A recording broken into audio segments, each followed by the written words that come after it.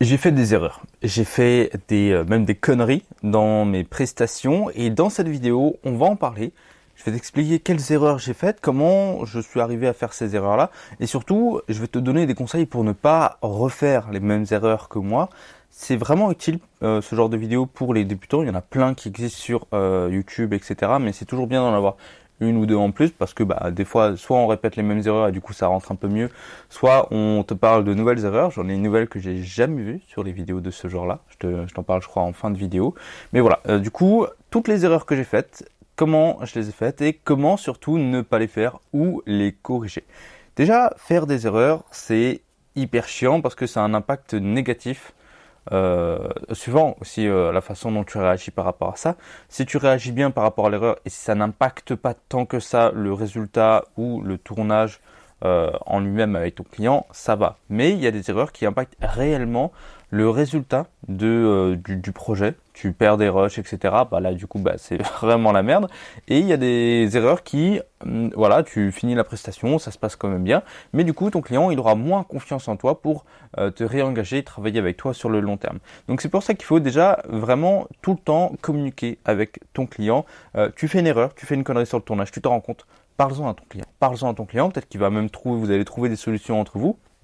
Et surtout, ça va te déstresser. Parce que quand tu te rends compte que tu es en train de faire une connerie sur le tournage, tu as une montée de pression, mais soudaine, hallucinante, comme tu n'en as jamais eu.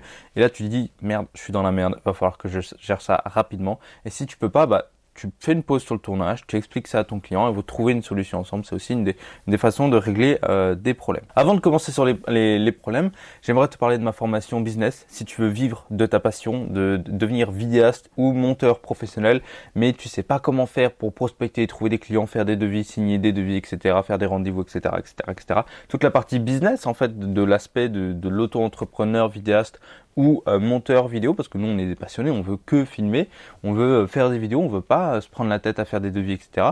Je t'explique rapidement, facilement tout ce que tu as besoin de savoir pour vivre de ta passion. Voilà, c'est ma formation, elle est dispo dans la description. Sinon, tu as une grosse masterclass de plus d'une heure dans laquelle je t'explique les 10 étapes les plus importantes pour devenir vidéaste professionnel. Celle-là, elle est gratuite, c'est dans la description et on retourne sur la vidéo. Les problèmes, ils peuvent venir de plusieurs manières. Au début, on est seul. Quand on se lance en freelance, je me suis lancé en freelance, on est seul, on n'est pas accompagné, surtout quand on ne prend pas de formation ou quand on n'a pas de mentor ou ce genre de choses, tu vois. On se lance généralement seul, on bidouille, on essaie de trouver des clients, etc. Et puis on fait notre première prestation.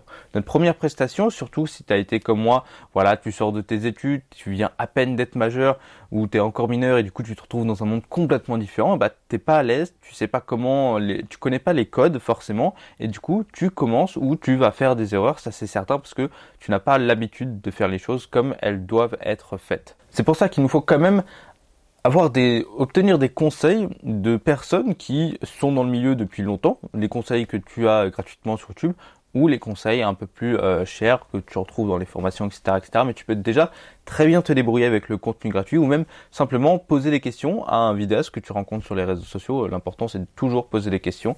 La plupart du temps on te répond, donc c'est pas un souci. Autre chose, certes, tu peux voir du contenu gratuit un peu sur les réseaux sociaux, etc. Mais peut-être que ce qui marche pour ce client-là précis, ça va pas marcher pour l'autre client en fait. Et donc, tu as des vidéastes qui peuvent te donner des conseils qui finalement ne vont pas marcher dans les deux sens.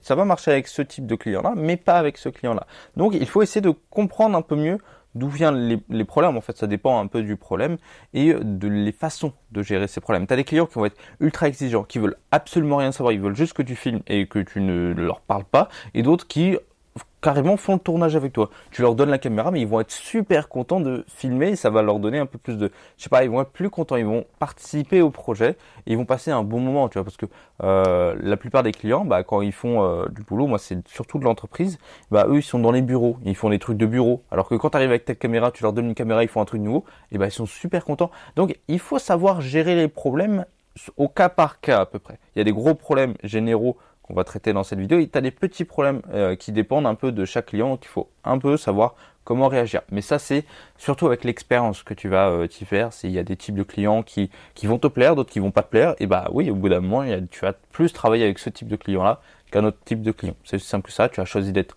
vidéaste, monteur vidéo. Donc, tu choisis aussi tes clients. C'est vraiment le but ultime d'un auto-entrepreneur de choisir ses clients. La troisième raison pour laquelle on peut avoir des problèmes, c'est ce fameux syndrome de l'imposteur. Alors surtout, on l'a quand on débute, quand on est jeune, etc. Quand tu vends une vidéo 1000, 2000, 3000 euros, bah, tu peux facilement avoir un syndrome de l'imposteur quand tu commences. Il y a plusieurs façons de régler ce syndrome de l'imposteur. Tu peux commencer petit. Tes premières prestations, alors c'était vraiment ta toute première vidéo, tu peux le faire gratuitement. Tu vois, toi tu te fais la main, t'as pas l'impression d'arnaquer ton client, etc. Et voilà, tu commences à te faire un petit portfolio, etc. Ça c'est une des premières façons pour réduire cette pression que tu peux avoir pendant les tournages. Mais il faut savoir ne pas faire du gratuit tout le temps. La base à peu près, on est quasiment tous d'accord là-dessus sur les vidéastes, c'est bien de faire des prestations gratuites. Ça te fait un portfolio, ça te fait de l'expérience, ça te crée une relation client. Mais il faut, pour moi, c'est 3 maximum. 3 prestations gratuites maximum. Après, tu commences à faire payer. Au début, tu peux faire des petits prix, hein, 200, 300, 400 balles pour la vidéo. Tu commences évidemment, mais augmente rapidement tes prix. Moi, au début, j'étais à 200 euros la journée pour le tournage et tout. Et en 3 mois, je suis rapidement passé à 400, puis 600 euros par jour, suivant les tournages. Donc voilà, évolue rapidement. Ça, c'est pour le syndrome de l'imposteur. Les erreurs, c'est des erreurs que j'ai faites. La première, ça a été de mal anticiper le temps d'un tournage. Alors, quand tu prépares ta vidéo, tu te dis, voilà, avec ton client, ce tournage devrait durer 4 heures, 5 heures, 8 heures, peut-être 2-3 jours, etc. Après, les longs tournages, ça se fait avec le temps. Au début, tu vas faire plutôt des petits tournages. Mais moi, au début, ça va t'arriver. Quand tu n'as pas l'expérience, tu ne peux pas comprendre un peu combien de temps peut te prendre un tournage, combien de temps peut te prendre un montage. Parce que tu n'as pas encore cette expérience de voilà, j'ai fait 150 fois la même vidéo, je sais combien de temps ça va me prendre à peu près. Donc au début, moi je me suis dit ouais, ça allait prendre 2-3 heures. Et puis finalement, je me suis retrouvé à bosser toute la journée, 8 heures, 12 heures. Et le montage, ça a été un enfer derrière. Ou alors même tu ne prends pas en compte le temps de montage dans tes prestations. Donc ça, c'est une erreur à faire. Et les solutions à ça, en fait, il y a plusieurs... Il y a plusieurs sources de ce problème de mal anticiper le temps d'un tournage. Le manque d'expérience, tu ne connais pas véritablement le temps de tournage que ça doit prendre, ou tu as mal anticipé. Alors pour mieux anticiper et que ce soit plus rapide, on va dire le temps de tournage, je te conseille de préparer ce qu'on appelle une shortlist. La shortlist, ça se fait surtout quand on fait du run and gun, ou en tout cas quand on fait un projet, on peut très bien l'appliquer à un projet.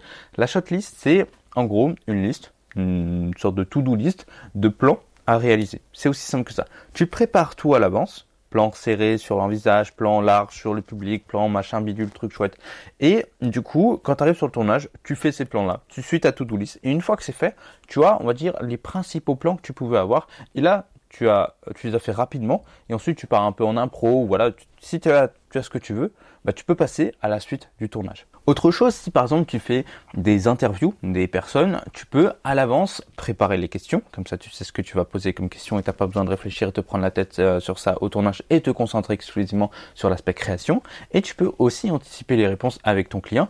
Le mieux, c'est de tout préparer à l'avance, que ce soit les plans, l'interview, les questions, à peu près les réponses. Je te conseille de pas tout le temps scripter les réponses, mais au moins que ça va savoir un peu le fil conducteur de l'interview.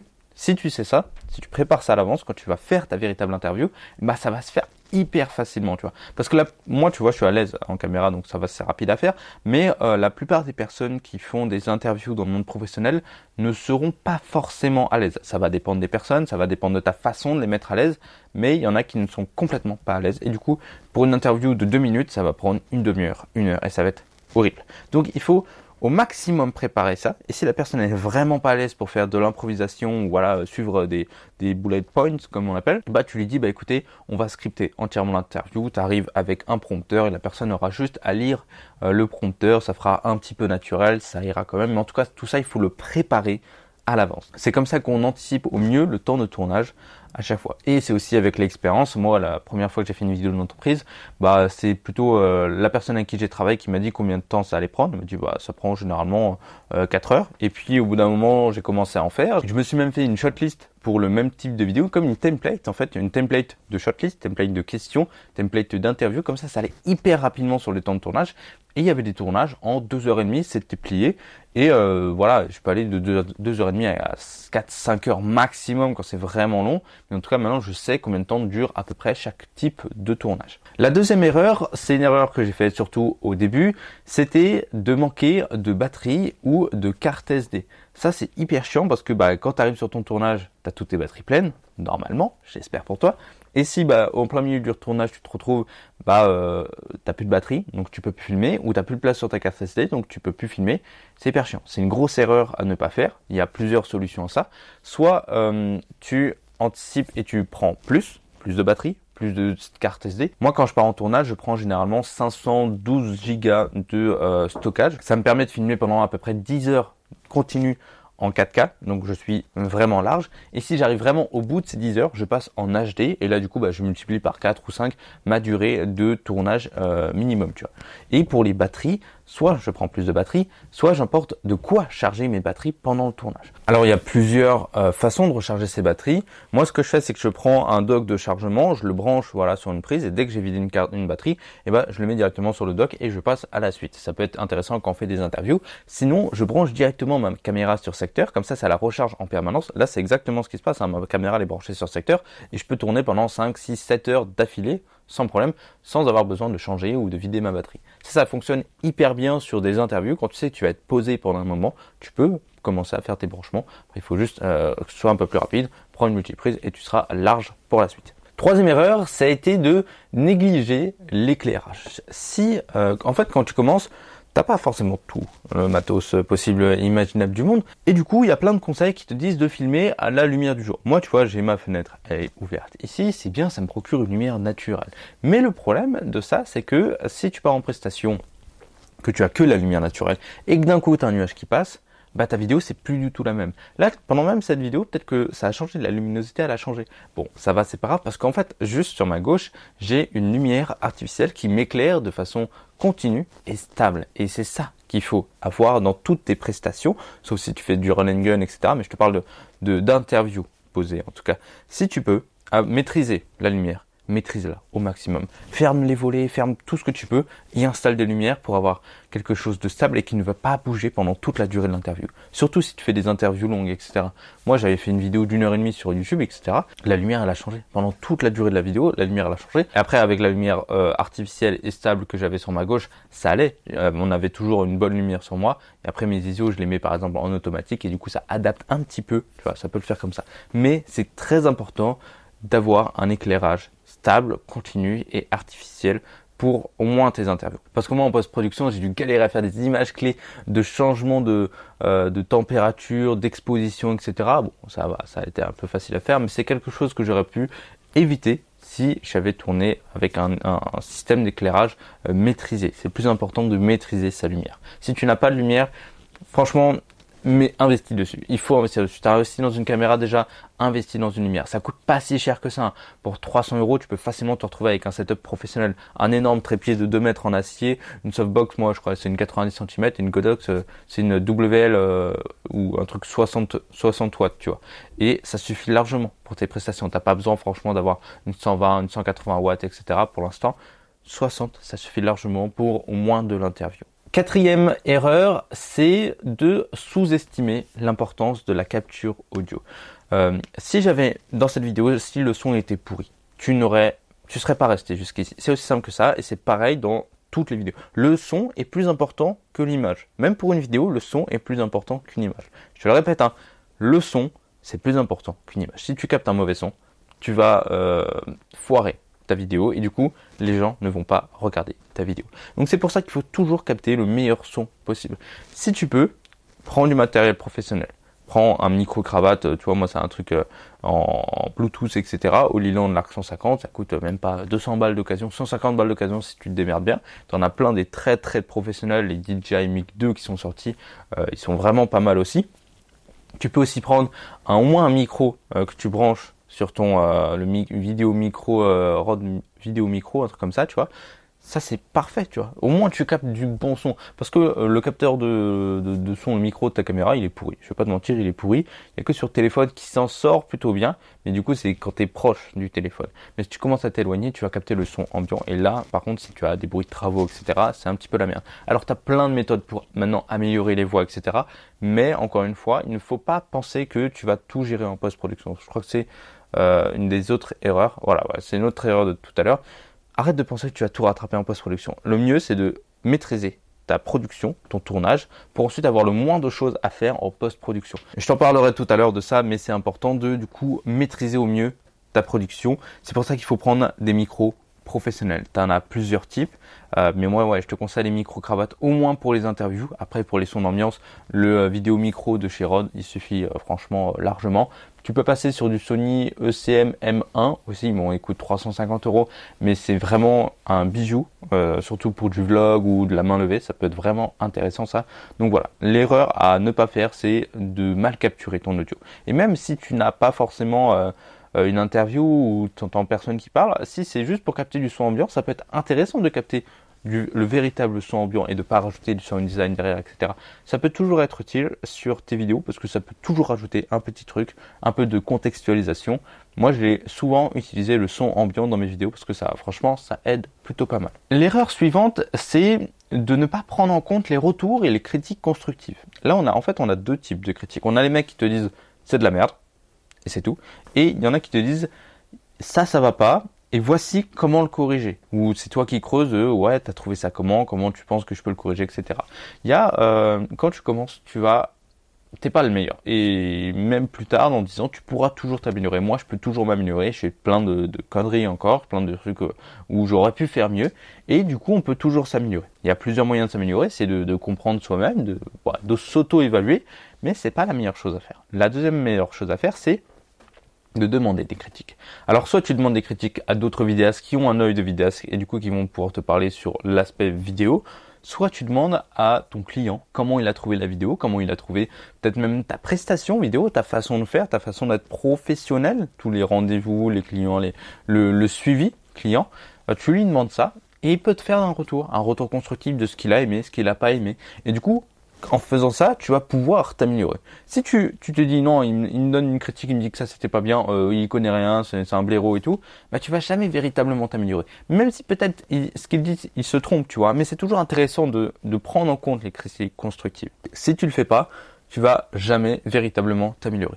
Les meilleures façons de s'améliorer, moi les trucs où j'ai les plus amélioré, c'est là où je me suis challengé et là où j'ai eu des vrais retours constructifs qui m'ont démonté. Plus on te démonte, plus on te dit ce qui va pas, plus ça fait des choses que tu peux améliorer. Et du coup, bah, c'est trop bien.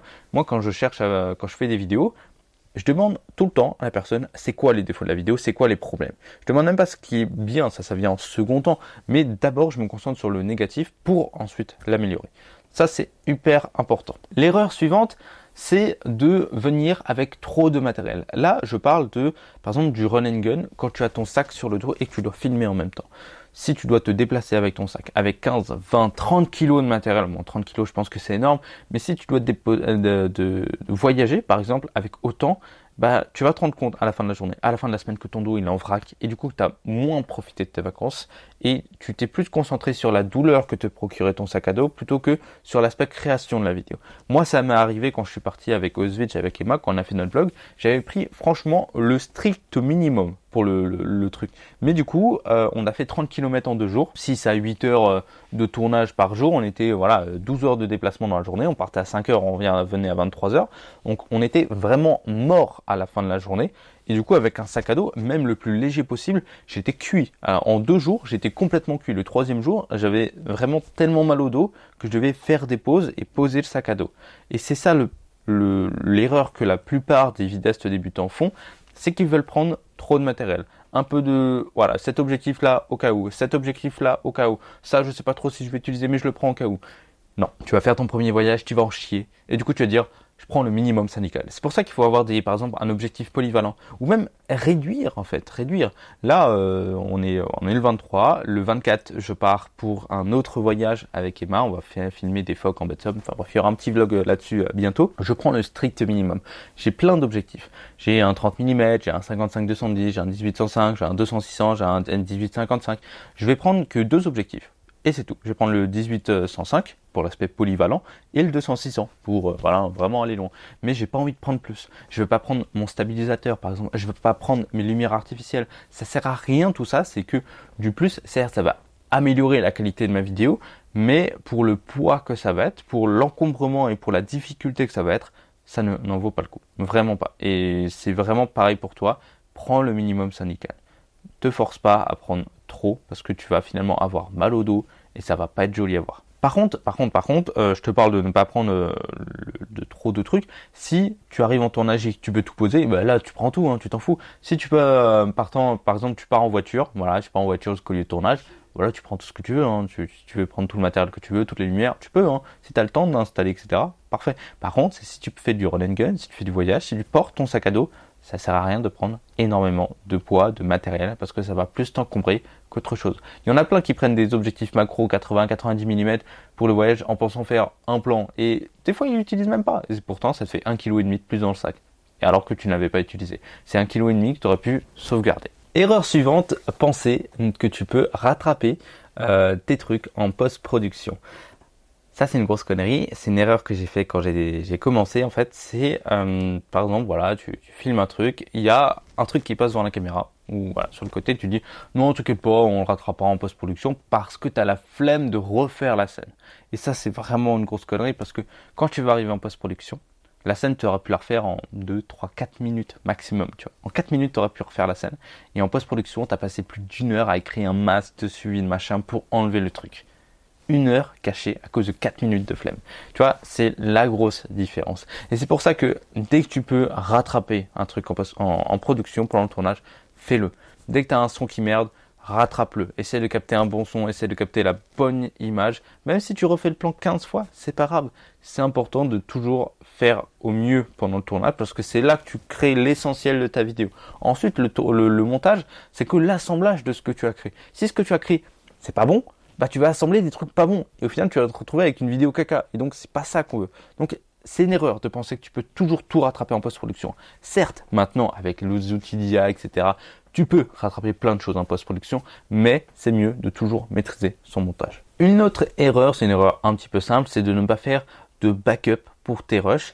C'est un peu l'erreur que j'ai vue d'un autre vidéaste. En fait, c'est elle, ce qu'elle a fait, c'est qu'elle a envoyé les photos à son client sur un lien Drive, elle les a supprimées de son disque dur et avant de demander la confirmation de son client qu'elle avait bien téléchargé les photos et vidéos qu'il y avait sur le Drive, elle les a supprimées, pensant que voilà, elle les avait déjà téléchargées.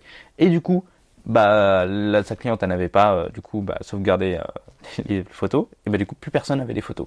Donc ça a été un enfer pour récupérer les photos avec des logiciels de machin, un truc chouette, je sais pas comment elle s'est débrouillée, mais du coup elle a pu retrouver une partie des photos seulement et pas l'entièreté du contenu qu'elle avait partagé à sa cliente.